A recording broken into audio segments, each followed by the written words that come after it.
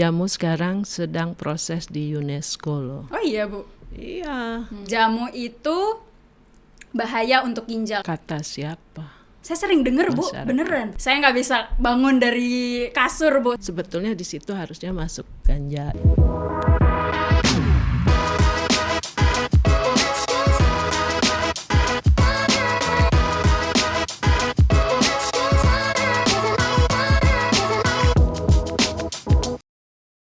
Membicarakan soal keamanannya nih Bu, antara si herbal sama si farmasi. Itu menurut Ibu sebagai ketua GP Jamu, lebih aman yang mana? Oh, masing-masing berbeda ya. Sebetulnya intinya sama. Farmasi hanya diminum kalau diperlukan. Iya. Ya kan, itu pun juga untuk obat-obat tertentu, apalagi kalau dia keras atau dia penyakit berat, itu harus dari petunjuk dokter ya, resep dokter, nggak bisa kita main beli begitu saja. Kadang kan sekali dapat resep, begitu obat habis beli sendiri gitu, nggak bisa, harus tetap ke dokter, jadi ketahuan. Tapi kalau jamu itu cenderung lebih mudah ya, lebih aman karena dia alami gitu ya. Sejauh ini kami sudah, GP Jamu tuh sudah mencari gitu ya, ada nggak sih yang karena jamu terus sampai berefek terus meninggal gitu. Ya alhamdulillah sampai sekarang sih nggak pernah ditemukan, walaupun kita sudah bikin pengumuman. Nah kecuali yang pakai jamu BKO ya, itu yang bahan kimia. Sampai saat ini pun kita belum temukan sih sampai ada yang berkasus berat gitu, seperti itu. Jadi masing-masing tuh bukannya mana yang lebih aman, tidak, sesuai kebutuhan aja. Oke. Terus nih Bu, sebenarnya jamu itu bikin candu nggak sih Bu? Kalau bikin candu kan, yang namanya candu itu rasa di lidah dan di tubuh ya. Misalkan gini Bu, saya cerita sedikit nih Ya. ya. Jadi waktu tahun 2020 saya sempat sakit. Nah terus udah gitu ada tetangga yang merekomendasikan, nih berobat aja nih ke sini katanya gitu. Ya udah akhirnya saya datang ke sana. Terus saya didiagnosa sinus. Oh. Sinus dibilangnya, padahal adalah sakit sesuatu gitu kan. Terus udah gitu saya diurut. Saya sebenarnya nggak suka diurut Bu, karena kalau habis diurut tuh biasanya kan badan pada sakit ya. Nah habis itu saya dikasih jamu. Jamunya itu saya minum 1 hari 2 kali. Nah jamunya itu bentuknya bubuk, ada 2. Satunya itu bubuk kayak daun, yang satu lagi saya nggak tahu itu bubuk apa. Keduanya dicampur, habis itu diminum. Saya habis minum obat itu seger Bu, badan seger banget. Bahkan jam 11 malam waktunya istirahat, saya beresin dapur, cuci piring, ngepel, ngapa-ngapain, itu badan seger banget Bu, seseger itu. Nah setelah itu obat saya habis, saya berhenti minum, Ambruk lagi. Saya nggak bisa bangun dari kasur Bu, saya benar-benar kayak nggak kuat ngapa-ngapain sampai segitunya. Kok bisa gitu Bu? Oke, pertama itu dari pengobat dan nggak tahu dapat isinya apa, ramuan ya kan, berarti itu kan olahan sendiri ya. Jamu kan tidak bikin langsung cespleng tuh sehat, nggak gitu jamu. Apalagi kemudian setelah tidak diminum itu terus ambruk gitu ya. Nah jadi memang prinsipnya sih belilah jamu itu yang terdaftar resmi. Jadi jelas gitu isinya ya kan gitu. Ada kok jamu yang resmi juga yang dia jadi segar bugar sampai malam kerja gitu. Ada juga banyak kok gitu ya. Hanya memang untuk kalau ke tempat yang bukan tidak jelas ya. Kalau pengobat itu kan punya skill masing-masing ya. Saya akui itu banyak yang ahli. Tapi kalau begitu udah ramuan, makanya kemudian keluar peraturan bahwa pengobat itu harus pakai produk yang berizin edar. Nggak boleh ngeramu sendiri, kecuali dia daun-daunan, Simplicia. Itu ada aturannya.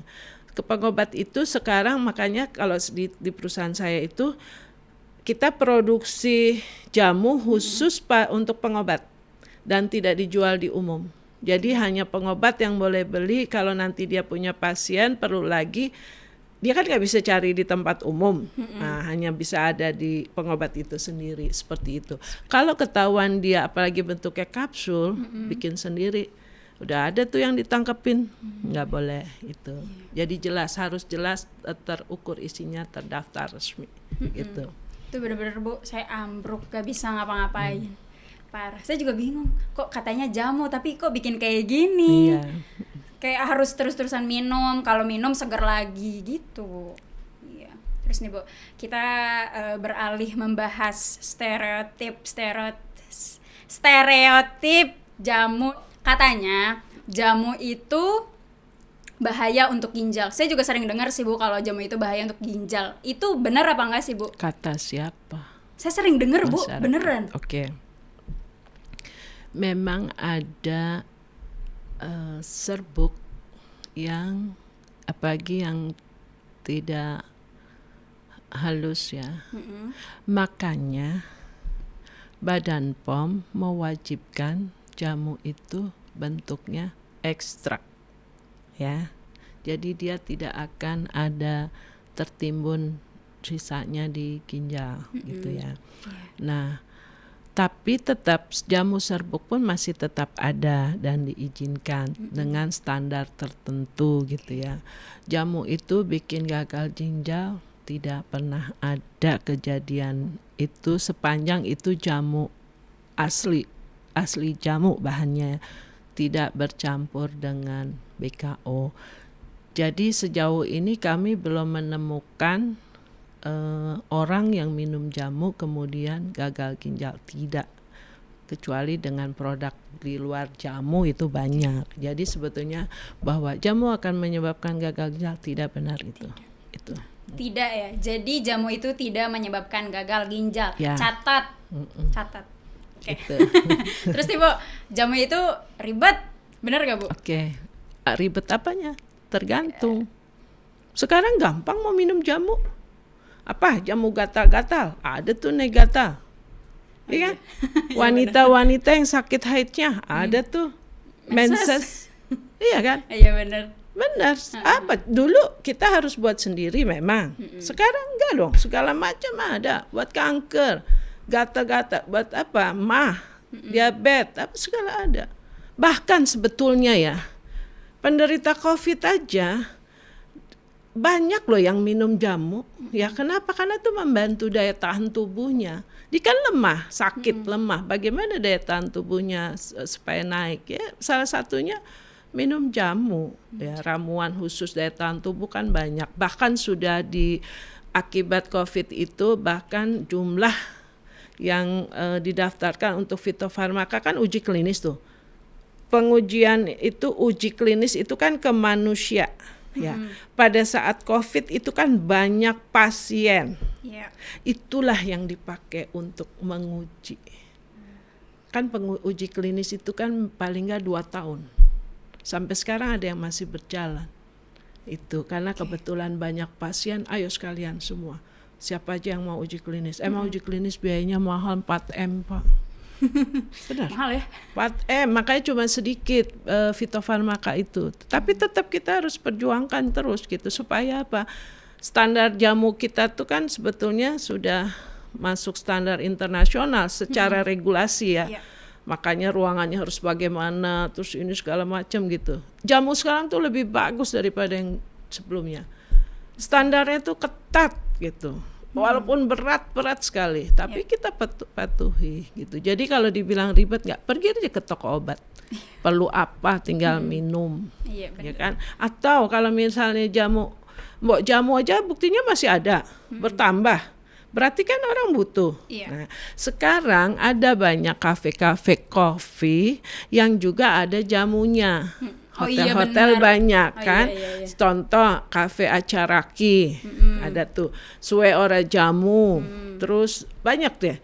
Nah, ramuan itu diolah menjadi satu minuman yang menyenangkan gitu, nggak pahit gitu loh. Jadi kayak di Acaraki di Kota Tua itu kan banyak tamu bulenya, pengunjungnya. Jadi dia tahu, oh iya, misalnya jahe dicampur susu, dicampur strawberry misalnya. Yogurt iya tuh. Jadi memang udah bervariasi, inovasi seperti itu. Gitu kan. Sekarang kan wedang imun, wedang jahe, ada wedang apalagi tuh.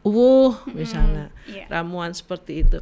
oleh karena memang orang membutuhkan ketika COVID, makanya banyak sekali masyarakat yang produksi, ya kan? Iya. Ramuan itu GP Jamu edukasi lagi, karena mereka harus berizin. Contoh, kalau enggak nanti kalau nggak punya izin, oknum-oknum yang akan memanfaatkan. Nah itu banyak kok pemuda-pemuda remaja yang saya ketemu di mana-mana, mereka bikin olahan jamu, bahkan beberapa yang punya lahan. Jadi kalau misalnya GP Jamu nih bantu nih ya dari hulu ke hilir. Misalnya para purnawirawan atau pensiunan punya lahan, kami mesti nanam apa nih Bu? Gitu. Ya udah nanam sereh deh, gitu ya. Nanti jual kemana? Nih pembelinya, saya ketemuin nih sama pengepul. Nanti si pengepul jual kemana? Gitu kan? Dia udah tahu cara jual. Dia jual ke industri ekstrak atau dia ekspor. Nah, atau kalau masih banyak nih tanamannya belum terserap, diolah deh, yuk diajarin nih sama GP Jamu. Misalnya si sereh jadi satu minuman serbuk atau jadi bahkan jadi minyak atsiri gitu. Cara ngolahnya gimana, disuplai kemana, kita kasih tahu lagi, kita pertemukan lagi, seperti itu. Jadi misalnya di NTT Bupati bilang, Bu Rani ini banyak jahe, gimana ya? Ya kalau misalnya orang Jawa beli ke sana kan mahal ongkosnya. Saya ajarin aja deh Pak ngolahnya gitu ya. Gimana gitu. Ya udah diajar, diolah. Jadi bahan sudah jadi bisa diminum kan, diserbuk, baru bisa keluar dari sana untuk dikirim ke mana, dijual ke mana-mana, bisa lebih awet gitu. Itu contoh. Jadi nggak ada yang ribet. Gak ada yang ribet. Iya. Dan aduh susah banget ngomongnya. Stereotip bahwa jamu itu kuno, jadul, itu juga tidak benar ya Bu ya. Sekarang jamu keren banget. Keren Buktinya jamu sekarang sedang proses di UNESCO loh. Oh iya Bu. Iya, sudah tahun depan nih mulai akan dipublikasikan. Kita proses kan setahun nih, di tahun ini sudah untuk sampai jamu sebetulnya dari 2008 tuh udah diupayakan, belum berhasil. Ada si Rani yang ngatur. Terima kasih Bu Rani. Sampailah lolos ke UNESCO. Untuk di Indonesia aja kan kompetitornya ada beberapa. Jadi lolos, tinggal di sana diproses gitu. Nah, memang untuk sampai ke sana luar biasa perjuangannya teman-teman saya itu. Pertama yang donatur, karena biayanya aja sudah hampir 700 juta. Tuh, ada dari industri lah tuh yang baik hati mau biayain. Kedua, kita harus ngumpulin, jadi kita harus bikin film 10 menit ya, video. Bukan si ketua nih muncul, nggak ada sama sekali. Atau industri, tidak ada. Jadi kita cari mbok jamu yang yang udah tua-tua. Gitu. Nemulah sampai 300.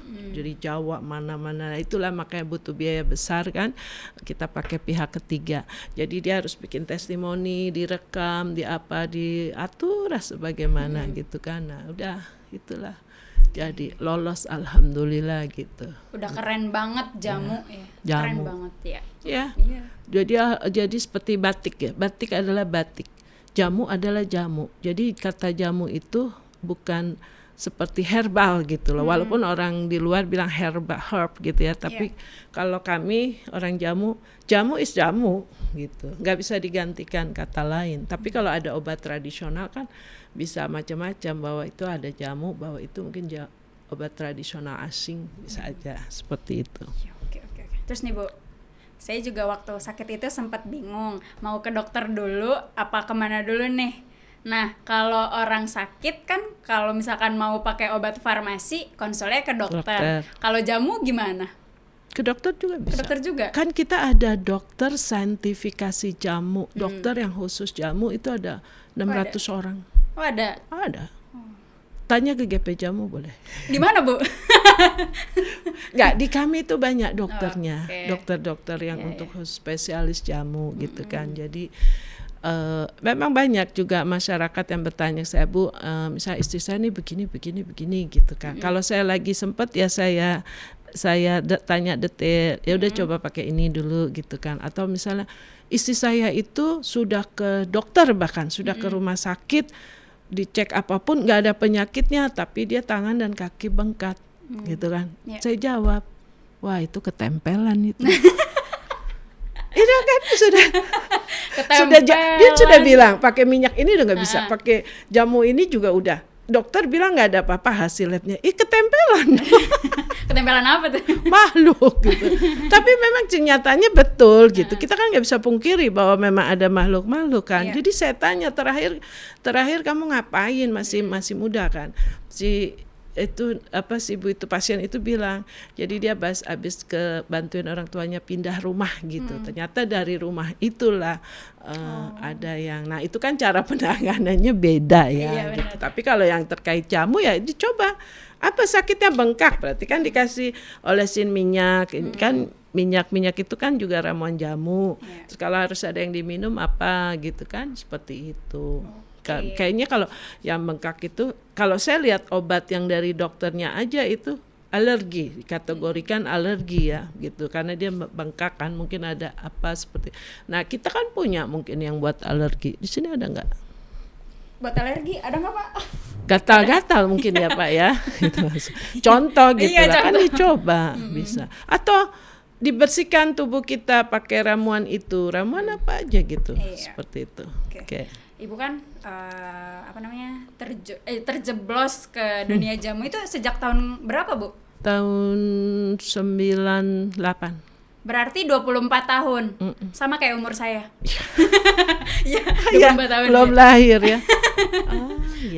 Selama 24 tahun itu Ibu pernah gak sih salah racik jamu sampai membuat seseorang itu keracunan atau punya efek yang berat gitu Bu? Pernah gak Bu? Kalau sejauh ini sih enggak sih ya, kalau jamu itu saya belum pernah dari teman-teman juga dengar seperti itu ya.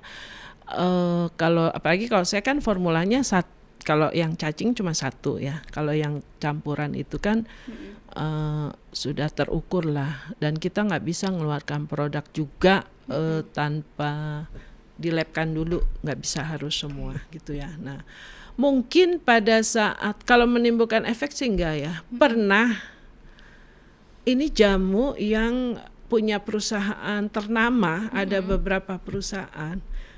Saya dipanggil Badan POM, dikasih tahu Bu, ini anggotanya. Saya lihat tuh ngetop semua. Kenapa? Saya bilang, ini dia ada kandungan kimia, gitu kan? Nanti efeknya begini, gitu. Oh, saya bilang gini ya, saya bilang.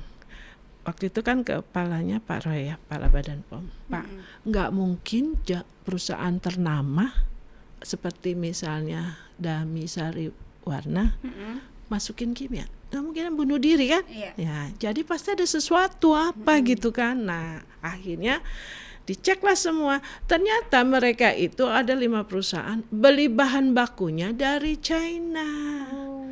Waktu pertama dia dikirim untuk tes di lab di Badan POM bagus. Nah, begitu udah dikirim berulang ternyata di situ ada sildenafilnya. Apakah memang turunan dari kandungan itu ataukah saya bilang Badan POM yang labnya terlalu sensitif gitu kan? Tapi ya itu yang kenyataannya bahan baku dari China. Makanya saya bilang akhirnya ke mereka. Kan saya bilang gini, Pak, tolong jangan diekspos ya. Ini nggak mungkin disengaja. Cuman saya bilang ke teman-teman, sudah jangan beli dari luar lagi bahan, bikin sendiri saja. Emang ada bahan yang kita nggak ada di sini. Nah, sebagian sudah mulai. Karena itu kan harus sinergi dengan para peneliti. Ini tanaman ini bisa nggak sih ditanam di sini? Gitu. Udah beberapa mulai ditanam di sini. Karena kalau nggak kan dicari ke negara lain. Itu contoh. Jadi kalau kita kadang nggak mengetahui, tapi nanti kalau berlanjut kan bisa berefek. Nah, seperti itu. Tapi pasti itu tidak disengaja. Terus nih Bu, selama 24 tahun itu, Ibu juga pasti produksi jamu dong ya, ya kan? Nah, selama 24 tahun itu ada nggak Bu kejadian yang kayak contohnya misal kayak pemalsuan atau apa? Ada Bu? Ada dong. Kronologisnya seperti apa Bu? Gimana tuh ceritanya? Kenapa bisa ketahuan kalau produk Ibu dipalsukan? Oke. Kita kan pasti punya distributor ya, punya agen dong, punya sales. Nah, satu kali sales bilang, di situ tuh dia nggak ngambil-ngambil ke saya, tapi stoknya banyak. Dari mana gitu kan? Dah di sana juga ada, di situ juga ada, dan bisa dijual dengan harga lebih murah. Ya udah, saya kalau udah gitu beli. Saya bilang beli dulu dari berbagai. Kita buka, kemasan tuh sama, semua mirip. Oh, sama, Mirip semua. persis. Tapi begitu kapsulnya dibuka, serbuknya dilihat, baru terlihat berbeda. Kan tiap tangan beda, Iya. pasti. Itu palsu. Saya nggak lakukan langsung lapor polisi, nggak. Saya terjun langsung. Gimana? Sendiri. Tanya aja bisa ke toko. Punya, boleh sebut produk. Nggak boleh. Ya. Ada produk A nggak gitu ya? Ada Bu, mau berapa? Saya mau beli 1.000. Oh ya ada. Berapa? Coba lihat dulu, lihat. Baru saya lihat palsu kan. Iya. Baru saya bilang sama si yang, ini produk palsu. Ah enggak katanya gitu. Enggak, kan saya yang punya. Itu kan. Saya kasih lihat dong ID saya. Iya. Atau apa nih, saya direkturnya. Nah, ini saya bilang palsu. You barang dari mana? Kalau you nggak kasih tahu, saya bawa polisi. Nah, dia sebut dong si Ana. Disebut lagi, sama gitu prosesnya. Sampai akhir dia nggak mau kasih tahu. Ibu jangan ini, barang saya gimana katanya. Kalau ibu, you nggak mau kasih tahu, ya sudah, panggil polisi, ambil. Sampai dapat ini, sampai harus dapat dong bandarnya, si pembuatnya dapat, udah kan diproses. Saya masukin ke sel dulu tuh 6 orang. 6. Tapi saya tahu kan itu harus dibikin shock terapi untuk toko-toko lain. Makanya harus beli di sales yang resmi, gitu kan. Nah, udah itu jadi setelah kan begitu masuk sel ya, habis sudah barangnya itu dicopot. Tinggal underwear-nya aja. Itu kan sesuatu, saya tak udah hitung itu. Ini pasti besok pagi keluarganya datang ke saya nih, minta maaf, minta ampun istilah apa. Ya udah, kalau dia bilang dia kapok, sudah saya cabut. Nah, sejak itu memang mereka nggak berani. Tapi tetap ada yang masukin. Masih ada? Masih ada lagi. Jadi itu dia bikin, cuman skala kecil, belum sampai beredar banyak. Saya sudah datang di rumah orang itu, keluarin barang semua. Kalau nggak mau keluarin, saya panggil polisi. Kenapa saya lakukan itu? Saya lebih baik jalan dulu sendiri, baru saya lapor polisi, supaya nggak bertele-tele dan yakin, gitu. Benar. Nah, proses polisi untuk meyakinkan bahwa itu barang saya, ke Haki dulu mereka cek. Bener kan sih si merek ini punyanya si ibu itu, ada nggak daftarnya? Nah, makanya pentingnya paten merek itu. Nah, itu kisah nanti ya. Gitu. Nah, makanya akhirnya bagaimana supaya barang saya tidak dipalsukan lagi. Kalau dulu kan memang pakai botolnya yang mudah dicari gitu. Terus kapsulnya logo tulisannya datar aja. Saya ganti botol. Ganti botol, pesan khusus ke pabrik, warna khusus, dan tidak boleh pabrik itu berikan kepada yang lain. Khusus kayak kapsul saya rubah. Kapsulnya tetap sama, cuman pakai logo sama tulisan. Jadi pokoknya kalaupun ada yang mau memalsu, dia harus punya duit banyak. Karena kan dia harus bikin cetakannya, harus bikin apa lain sebagainya gitu. Sejak itu sudah tidak ada lagi yang bisa palsukan.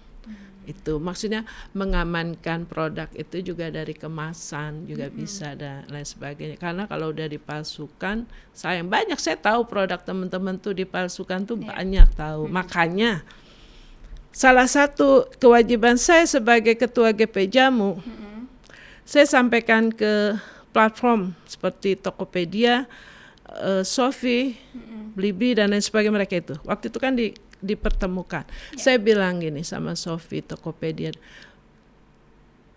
kamu punya mall, banyak tokonya, banyak barang palsu, jamu palsu, kosmetik paling besar.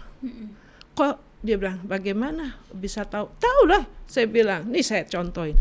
Seharusnya diperiksa, seharusnya pakai sampai mana Kemeninfo, sampai saya bilang kalau mereka tidak lakukan perubahan, cabut izinnya. Copot nggak bisa tayang lagi. Kenapa? Karena ya harus ini dong, harus sama. Sudah tahu nih barang harganya aslinya 300.000, terus ada jual yang 30.000. Apa? Palsu kan? Nah, maka saya bilang gitu. Berkali-kali saya bilang sama mereka seperti itu. Jadi bagaimana barang kita itu dipalsu. Saya emang sih kalau jamu banyak banget yang dipalsu lah. Kalau lagi Badan POM ngundang kan banyak banget itu, padahal udah ganti botol yang bagus sekalipun dipalsu juga. Jagalah jangan dipalsu. Iya.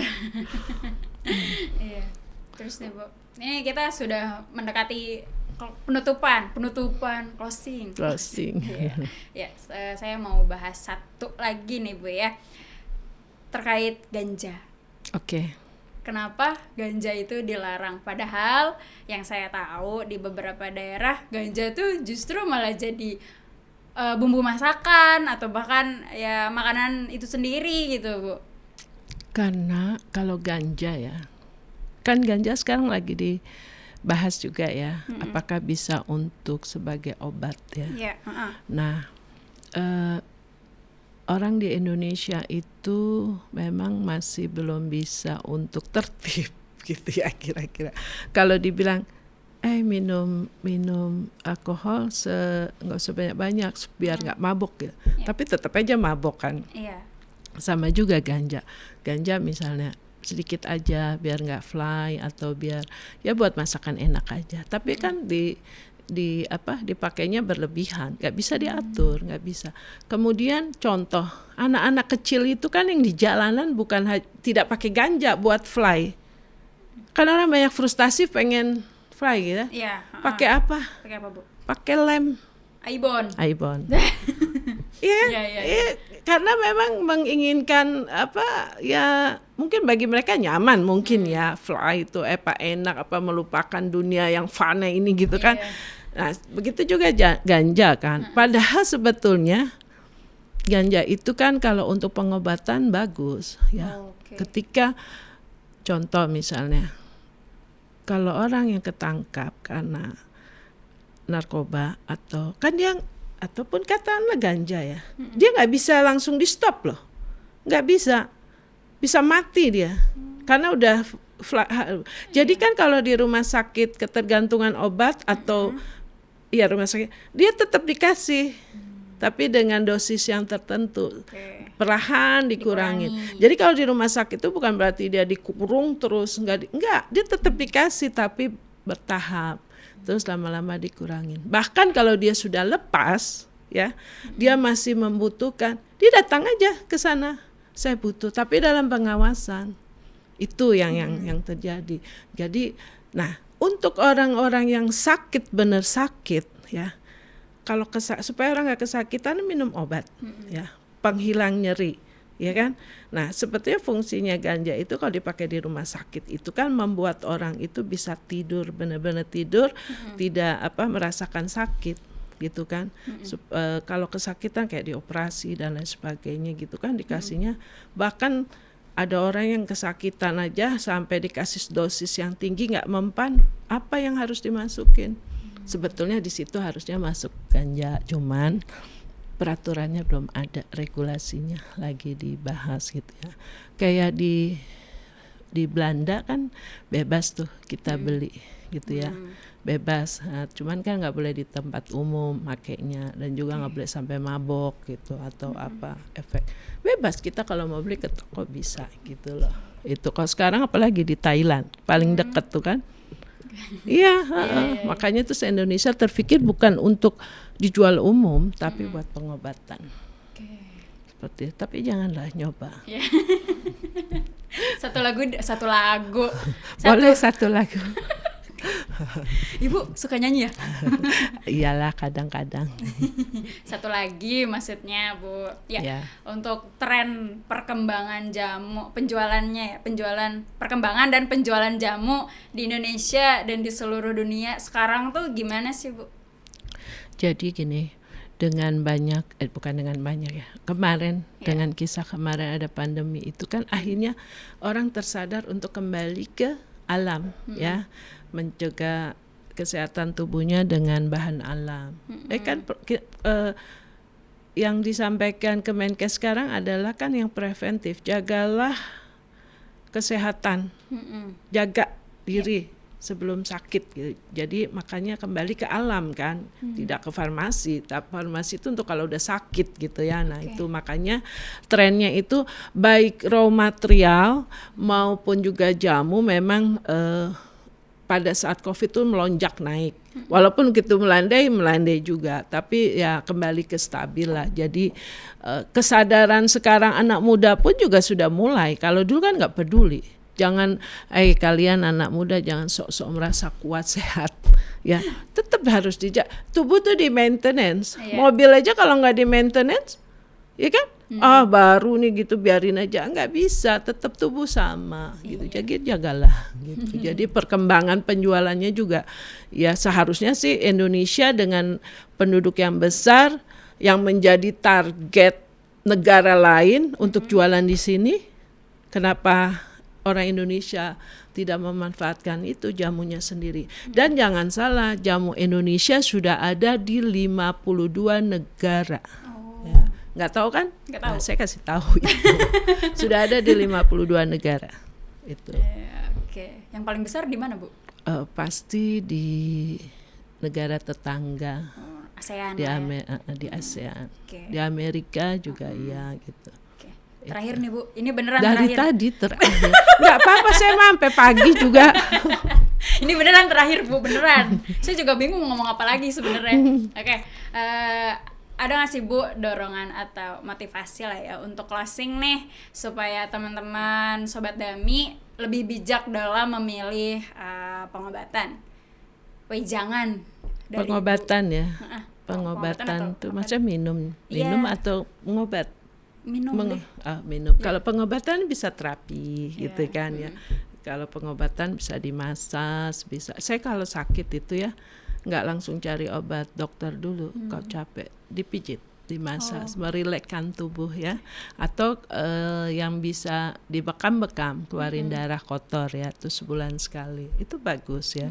Nah, tapi terus minumnya apa? Kalau saya sih terus terang, bukan karena saya ketua GP Jamu ya, emang dari kecil ya saya tuh minum selalu.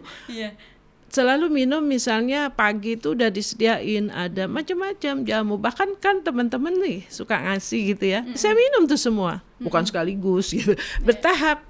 Apa yang dikasih itulah yang saya minum. Makanya kenapa? Karena contoh saya tuh suka makanan manis, suka cake, minum aja kadang harus teh manis abis makan.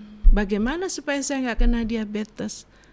Ya kan, dari awal saya sudah minum jamu godogan waktu itu ya, yang pahitnya itu sampai ke ubun-ubun. Lama-lama karena biasa, sudah biasa gitu kan. Nah, akhirnya bisa mengimbangi. Saya tuh tidak kena diabetes walaupun saya makan manis tiap hari. Gitu. Bagi orang tertentu kan merasa iri, kok bisa sih katanya. Sementara mereka harus kurangi. Enggak. Itu kan karena itu buat saya prinsip saya. Kalau saya mau makan enak berarti saya harus kuat di jamu. Gitu. Mau manis, mau pahit apa, minumlah. Pasti nggak minum jamu. Banyak loh anak muda itu yang nggak minum jamu, yang kecuali kapsul ya. Yang jadi kalau misal lagi kita minum jamu bersama itu kan acara BPOM, nanti saya lihat nih, pasti nih dia umpetin nih jamunya. Banyak yang muda-muda itu nggak mau, padahal nggak apa-apa. Biasakan. Apa rasanya Coca-Cola? Awalnya kan nggak enak, tapi karena terbiasa jadi kayak manis. Padahal sebenarnya nggak juga. Yang lain lagi apa tuh? Yang hijau, 7up, ya kan? Soda, apa rasanya? Kalian suka? Nggak suka saya Bu. Nggak ya. Campur susu ya. Jamu tuh bisa, misalnya bentuk seduhan. Kalau nggak suka begitu aja, udah campur aja sama madu, biar manis atau susu atau apa gitu bisa.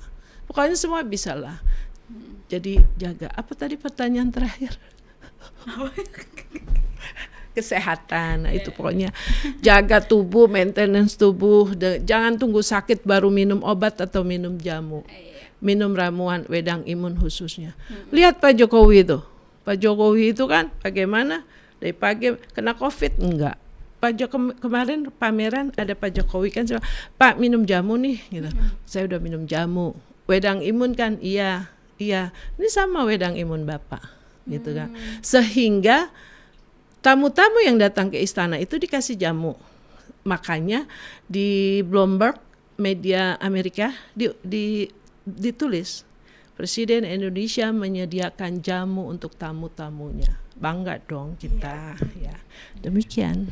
Ya, terima kasih Ibu. Akhirnya kita sampai di penghujung acara ya. Buat teman-teman yang mau kita bahas apa nih, atau Yes I Can bahas apa nih, komen aja di bawah. Sure you can be healthy?